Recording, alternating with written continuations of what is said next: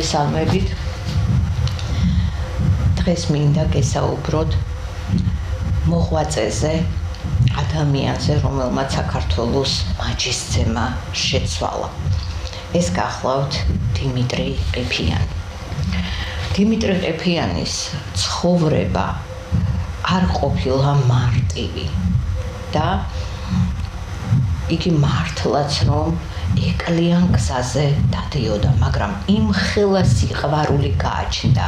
საქართველოს მიმართ, ისეთი რუდუნებით უფრთხილდებოდა, მისი თითოეული სიმი ისე ირხეოდა სულისმიერი ბგერებით, რომ აი ეს თრთოლა, ეს უსაზღვრო სიყვარული და სათნოება გადმოტანილი ჰქონდა მთლიანად ხალხის სამსახურში. იგი აზნაური გახლდათ, გორის რაიონის სოფელ მერეთში არის დაბადებული, საოცარი ბავშვობა გაატარა, ბავშვობის წლებს ყოველთვის ყველა ძალიან კარგად იხსენებს ხოლმე, თუმცა იქ იყო ტკივილიანი წლებიც და აუცილებლად შევეხებით ამასაც. მაგრამ მოდით ჯერ 1832 წლით დავიწყოთ. 1832 წლის შეთქმულებაში მონაწილეობის მიღებისთვის მას არაპატიეს და გადაასახლეს ქალაქ ვოლოგდაში, მაგრამ იმდენად ძლიერი, იმდენად გამოჩენილი და განათლებული მოღვაწე იყო, რომ მსგავსი შემთხვევა არ ახსოვს არავის, რომ გადასახლებაში ადამიანი დაესაქმებინოთ და აი დიმიტრი ყიფიანი გახლავთ გამონაკლისი, როდესაც ვოლოგდაში გადასახლებული იგი ჩვეულებრივად მუშაობს, მნიშვნელოვან საპასუხისმგებლო ფიგურად არის წარმოჩენილი და გუბერნატორის იმხელა პატივისცემას დაიმსახურებს ვოლოგდის გუბერნატორისას, რომ თავისი ქალიშვილის მითხოვება მოუნდება მას, მაგრამ რა თქმა უნდა, დიმიტრი ეტყვის მას უარს და აი სწორედ გუბერნატორის ხელშეწყობით ბრუნდება იგი დროზე ადრე გადასახლებიდან. მე-19 საუკუნის ყველა საქმე თუ კი რამე დაწყებულა, ყველაფერი იწყებოდა მისით და აი ჩვენ ვიცით, რომ შექსპირის სონეტები ივანე მაჩაბელმა და ილია ჭავჭავაძემ თარგმნეს ერთად, მაგრამ საფუძველი სონეტების გადათარგმნას სწორედ ჩაუყარა დიმიტრი ყიფიანმა. აი პირველი თარგმანი მისი შესრულებული გახლდათ. ეს იყო რომეო და ჯულიეტა. მანანა ორბელიანს მიუძღვნა იგი, მანანა ორბელიანი ლიტერატურული სალონის ხელმძღვანელი გახლდათ და მნიშვნელოვანი ფიგურა იყო მე-19 საუკუნის კულტურულ მოღვაწეობაში, ძალიან დიდ წვლილს ასრულებდა და დიდ შრომას წევდა და აი მას მიუძღვნა სწორედაც. მან დაწერა აგრეთვე კომედია ორი ვერონელი აზნაური და თეატრის იდეა, რომელიც დაიბადა სწორედაც, რომ სხვა თანამოღვაწეებთან ერთად დიმიტრი ყიფიანსაც ეკუთვნოდა და ძალიან დიდი შრომა გასწია მან აი ამ თეატრის ჩამოყალიბებაში, შექმნაში, თეატრალური დასის ჩამოყალიბება მართლაც რომ მნიშვნელოვანი განაცხადი იყო მე-19 საუკუნის ქართველი მოღვაწეებისათვის და 1878 წელს შეიქმნა დრამატული კომიტეტი, რომლის უშუალო ხელმძღვანელები გახლდნენ თვითონ დიმიტრი ყიფიანი, ილია ჭავჭავაძე, ნიკო ავალიშვილი, დავით ერისთავი, გიორგი თუმანიშვილი.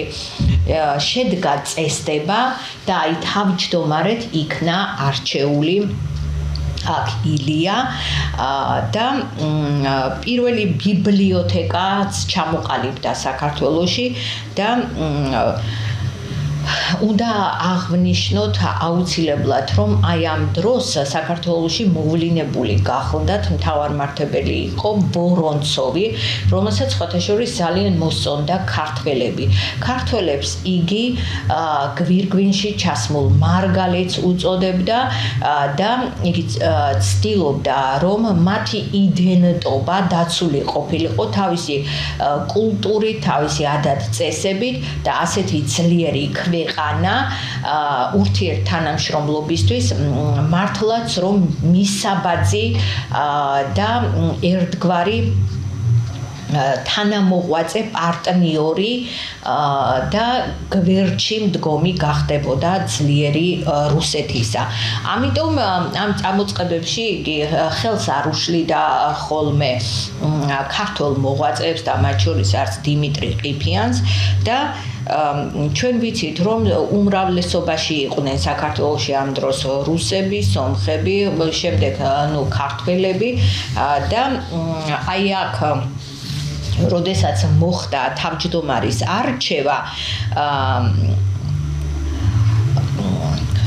აი ამ თავმჯდომარეობის დასახელების დროს, თავმჯდომარეების დასახელების დროს გადამწყვეტი მნიშვნელობა ჰქონდათ, აი როდესაც პირველი ბიბლიოთეკა ჩამოყალიბდა მის თავმჯდომარეზე საუბრობ. არწრუნი იყო ვარსქენ პიტიახშის შთამომავალი სომეხი, რომელსაც ასევე ძალიან ბევრი გულშემატკივრობდა, მაგრამ ხმათა უმრავლესობით, რა თქმა უნდა, დიმიტრი ყიფიანის კანდიდატურა მოიწონეს და მართლაც რომ ძალზე მნიშვნელოვანი პროექტები შემოიტანა მან და აი ეს მნიშვნელოვანი ქალაქის თავადაც იქნა არჩეული და პროექტი გახლდათ მშენებლობის, რომელიც ცალკე იდგა და მან საქართველოს, ანუ ქალაქს დაუმორჩილა. ბიუჯეტი იყო ძალიან მცირე, ბიუჯეტი გაზარდა, ორგანიზაცია შექმნა, არასამთავრობო ორგანიზაცია, რომელიც 1879 წლიდან 1882 წლამდე მუშაობდა. გამგეობის პირველი თავმჯდომარეც გახლდათ 1879 წლის 15 მაისს პირველი ხდომა ჩაატარა მან, სადაც არჩეული იქნენ ილია ჭავჭავაძე, ნიკო ცხედაძე, იაკობ გოგებაშვილი, ივანე მაჩაბელი, ასევე ალექსანდრე სარაჯიშვილი, რაფიელ ერისთავი, კიდევ რა თქმა უნდა აქ იყვნენ ქალბატონები, ეკატერინე გაბაშვილი, ოლღა გურამიშვილი, ბარბარე ჯორჯაძე და სხვები. დიმიტრი ყიფიანი ისტორიკოსიც გახლდათ და სხვათა შორის ძალზე კარგი ისტორიკოსი და იგი ჰეროიკულ გამოვლინებებს კრძალავდა ისტორიაში და ამბობდა, რომ ეს გაიდეალიზება არ სჭირდება ისტორიას, ზუსტად უნდა გადმოიცეს ფაქტები ისე შეულამაზებლად, როგორც ეს ხდებოდაო და ამაში ნამდვილად მართალი იყო იგი. აკაკი წერეთლის ინიციატივით იგი გახდა იმერეთის თავადაზნაურობის მარშალი, ისედაც იყო ქართველი თავადაზნაურობის მარშალი და აქვე უნდა აღვნიშნოთ ერთი ძალზე საინტერესო ფაქტიც. ეკატერინე ჭავჭავაძემ, რომელიც გადაასახლეს რუსეთში, დედოფლობა შეუნარჩუნეს მას, მაგრამ გადაასახლეს რუსეთში, მისი ვაჟი არასრულწლოვანი იყო ამ დროს და ქონების განკარგავად, მოურავად, მეურვედ მან მოისურვა რომ მხოლოდ ყოფილიყო დიმიტრი ყიფიანი. მას ენდობოდა და მართლაც დიმიტრი ყიფიანმა ეს საქმე ითავა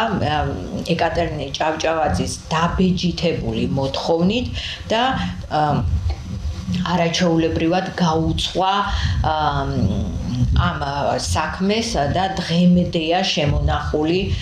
და დღემდე გვახარებს ჩვენ ყველა ექსპონატი და აბსოლუტურად ყველაფერი რაც დაცული არის ეკატერინეს ჭავჭავაძის სახლ-მუზეუმში. გამოსცა მან ჟურნალი, ყოველთვიური ჟურნალი ცისკარი და თავმჯდომარე თვითონვე ისურვა, რომ გიორგი ერისთავი დანიშნულიყო. მას ჰქონდა ეროვნული ხსნის პროგრამა. ეს ეროვნული ხსნის პროგრამა ისე მოქმედებდა, ისე საქმეებს აგვარებდა,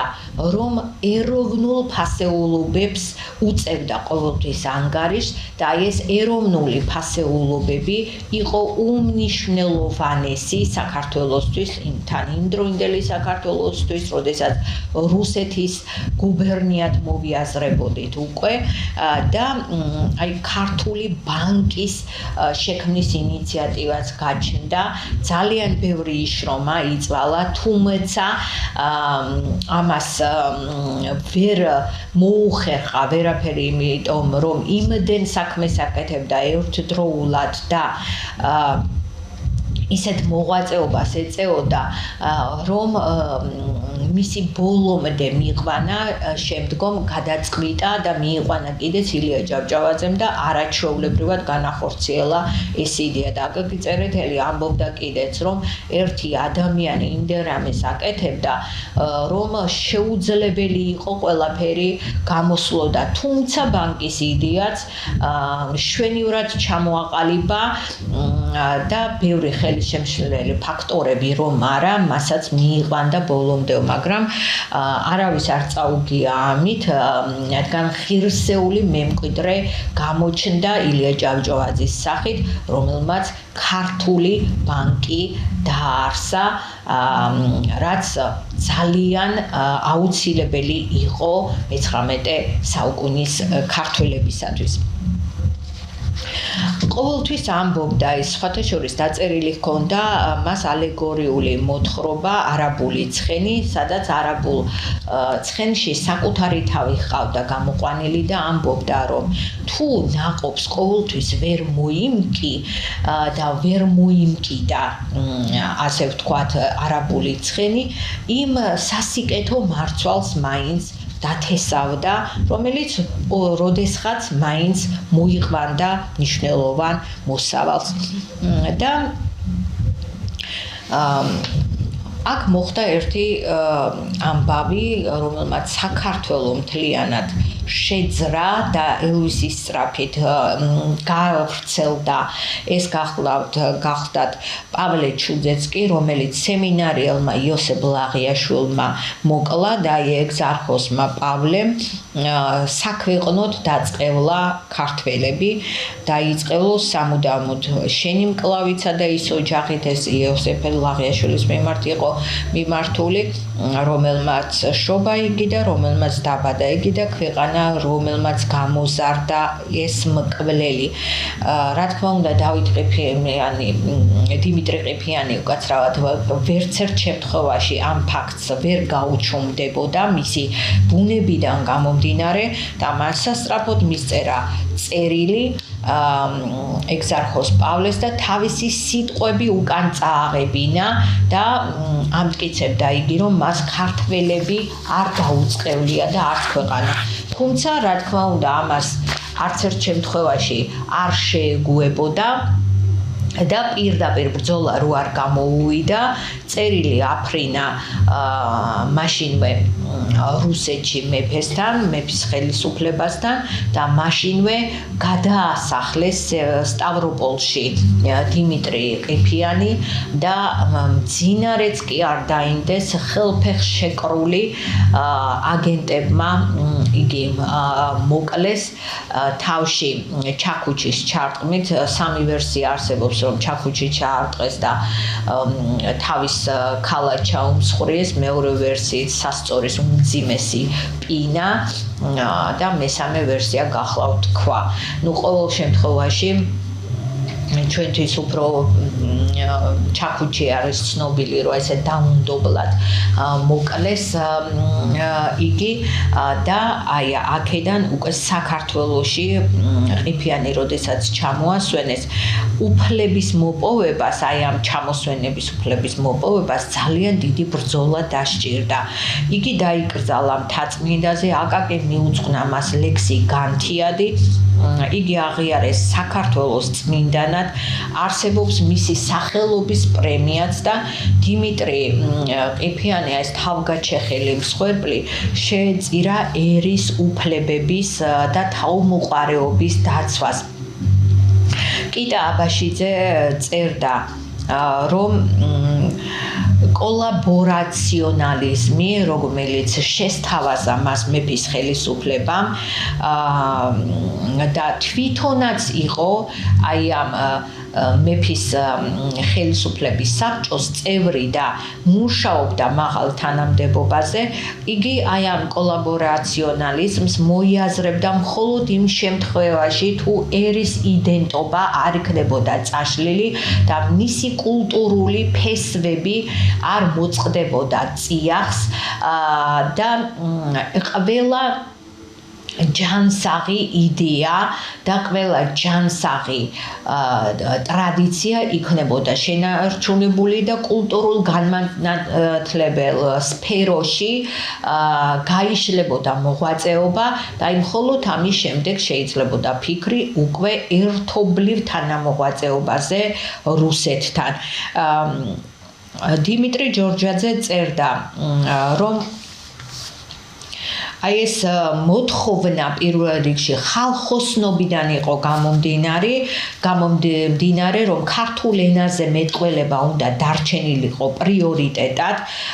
ქართული ქადაგება უნდა ყოფილიყო ეკლესია-მონასტრებში, ქართული კულტურული ცენტრების მშენებლობა, როგორც უკვე ვთქვი, უფრო დიდი მასშტაბებით უნდა წარმართულიყო და აი ეს პირობები უნდა ყოფილიყო დაცული. დიმიტრი ყიფიანი ჯერ კიდევ 1850 წლიდან ფიქრობდა ავტონომიაზე და აი 1864 წელს უფროსმა ალექსანდრე ნიკოლაი სასწრაფო და გააფრინა, რომ იტყვიან წერილი დეპეშა მეფის ხელისუფლებასთან, რომ იგი ფიქრობდა ავტონომიაზე, თუმცა მას არ გამოუჩნდა მიმდევრები და იდეად რჩება და ამ ეტაპზე ეს საშიში არ არისო. ანუ როგორ გაფაციცებული იყვნენ თვითონ ქმედებაზე ქართველი მამულიშვილებისა, რადგან აშინებდათ სწორედაც რომ ერის გამოფხიზლება, გამოღვიძება და ქვეყნის აი ამ მარწუხებისგან და აი ბორტილებისგან დახსნა, რომ არ მომხდარიყო. დიმიტრი ჯორჯაძე ამბობდა, რომ პოლიტიკური სხეული დასნეულდა და პოლიტიკური სხეულის დასნეულების შედეგად გონებრივათაც და ზნეობრივათაც იყო უკვე დასნეულებული ერი და მათ გამოჯანსაღება სჭირდებოდათ. და ამისთვის კი აუცილებელი იყო დიმიტრი ყიფიანის აზრით განათლება არის ჩვენი ფეხზე დამყენებელი იმედი კაცისა, ყველაფერი მამულს უნდა შეეწიროს, ამბობდა იგი. თერგდალეულების შექმნის იდეაც მისგან წამოვიდა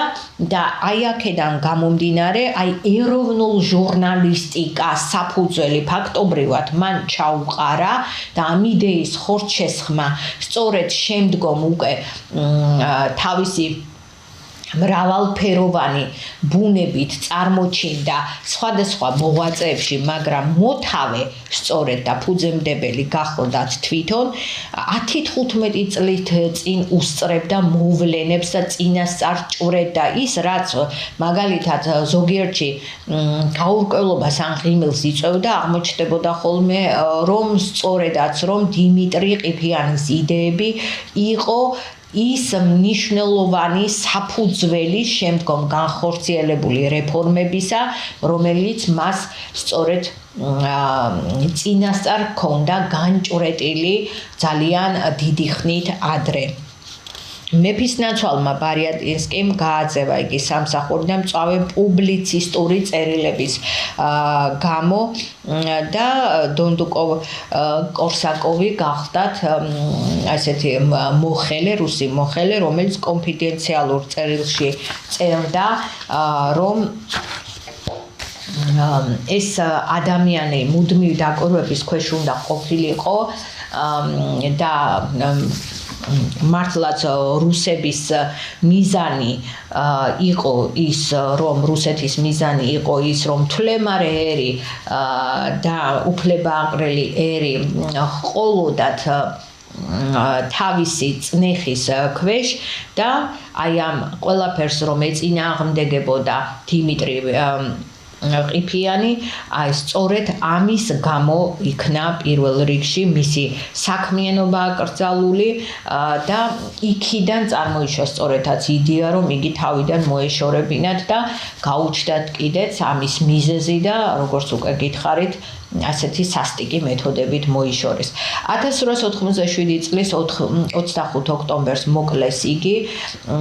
და როდესაც დაუპირისპირდა იგი მთავარმართებელს, განათლებაზეც ძალიან დიდი დაპირისპირება ჰქონდა მას იანოვსკისთან და სტავროპოლიდან გზავნიდა წერილს აი ამ ეროვნული ფასეულობების შესახებ და 2007 წლის 26 აპრილს სინოდის გადაწყვეტილებით ეკლესიამ იგი შერაცხა წმინდანად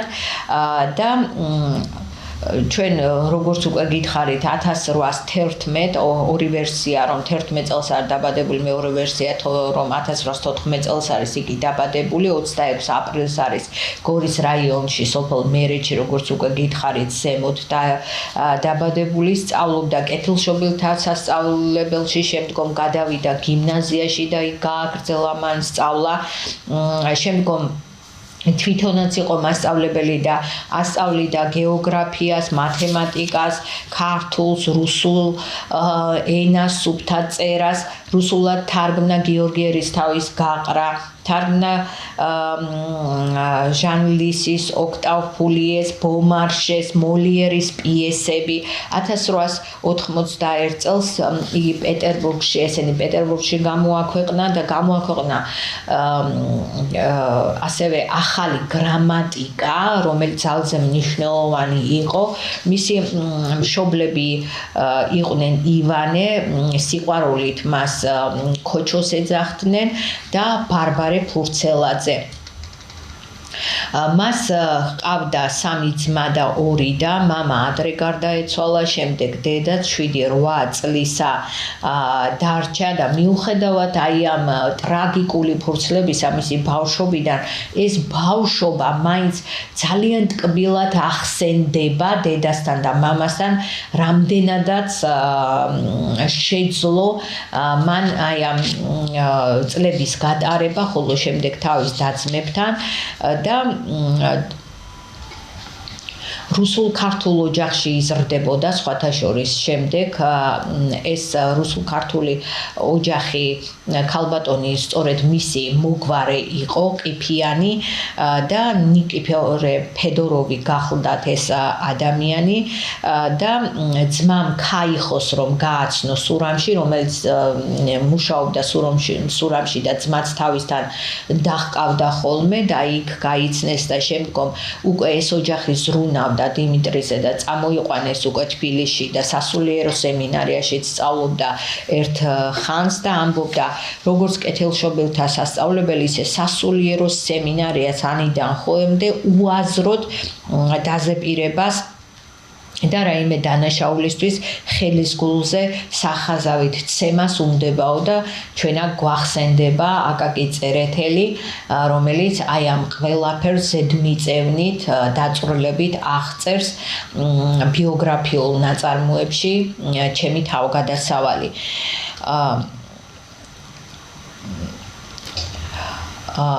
ერთი წუთითაც კი არ გაჩერებულა დიმიტრი ყიფიანი, ვერ გააჩერეს იგი და აი გაზეთ ივერიაში გამოქვეყნდა წერილი, რომ მიუხედავად იმისა, რომ იგი ხელფეხშეკრული მოკლეს, სასტიკი მეთოდებით გაუსწორდნენ მას, მაინც ვერ გააჩუმეს, ვერ დაადუმეს, უფრო გამოაღვიძეს, გამოაფხიზლეს საქართველო და ეს სწორედ დიმიტრი ყიფიანის დამსახურებაო. შეიქმნა კომისია, სადაც ილია იყო სათავეში, თედო სახოკია წერს, ვალერიან გუნია იყო პროცესის ან სამგლოვიარო პროცესის ხელმძღვანელი, აღმართულ ჯვართან დახვდნენ დიმიტრის და წინააღმდეგობა გაარღვიეს, რადგან ძალიან დიდი წინააღმდეგობა იყო რუსეთის მხრიდან, ეშინოდათ აი ამ ზღვა ხალხისა, რომ ეს არ გადაზრდილიყო წინააღმდეგობრივ ტალღაში და არ გამოეწვია ძალიან დიდი დაპირისპირება, მაგრამ თავადმა ნიკო დიასამიძემ, ალექსანდრე ოქროპირიძემ, რომელიც ეპისკოპოსი იყო და დავით ყიფიანმა პარაკლისი სწორედაც რომ დემონსტრაციულად მეფისნაცვლის სასახლის წინ გადაიხადეს დღევანდელი თავისუფლების ტერიტორიაზე,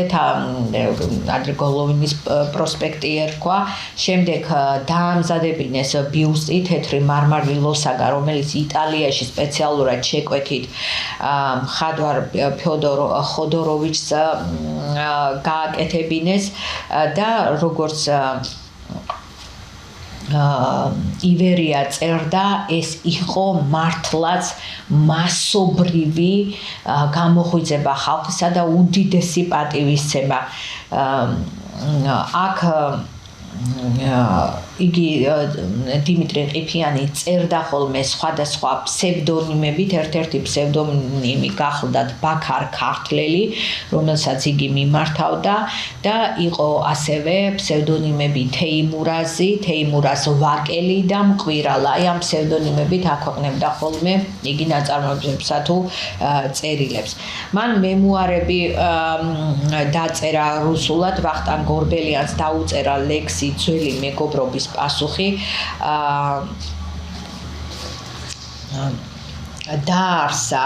კავკასიის სოფლის მეურნეობის საზოგადოება,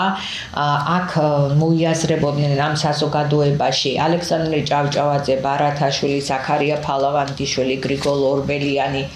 და ბიბლიოთეკაში იკრიბებოდნენ ხოლმე ეს გამოჩენილი მოღვაწეები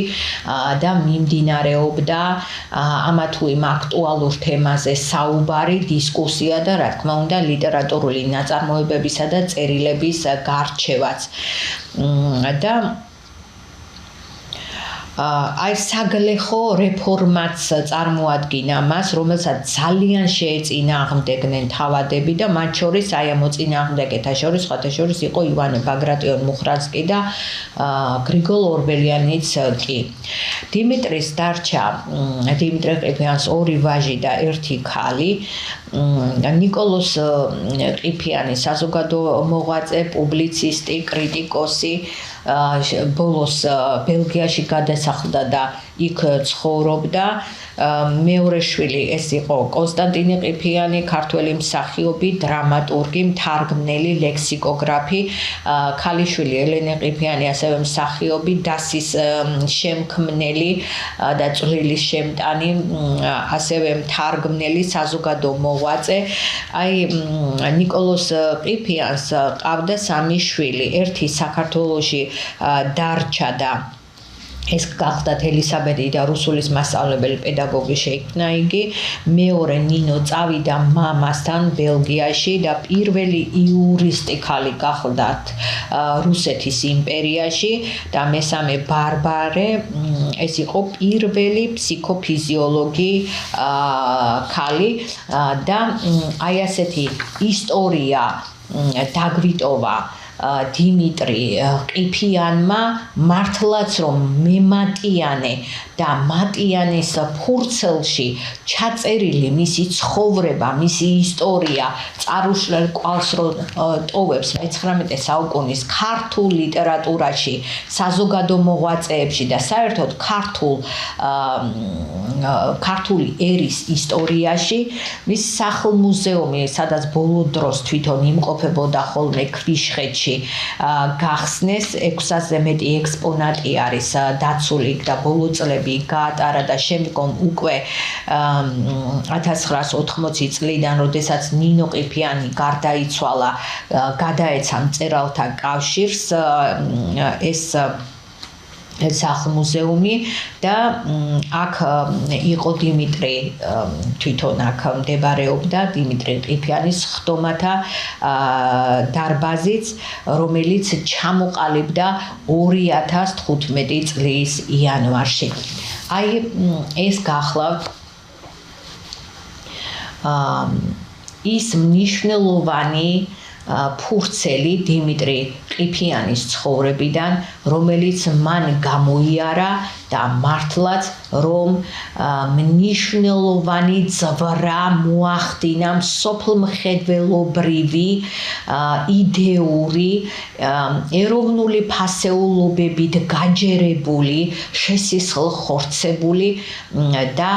ერს და ბერს თავიდან ასწავლა თავისი ქვეყნის სამშობლოს სიყვარული. მადლობა ყურადღებისათვის, გემშვიდობებით მომავალ შეხვედრამდე.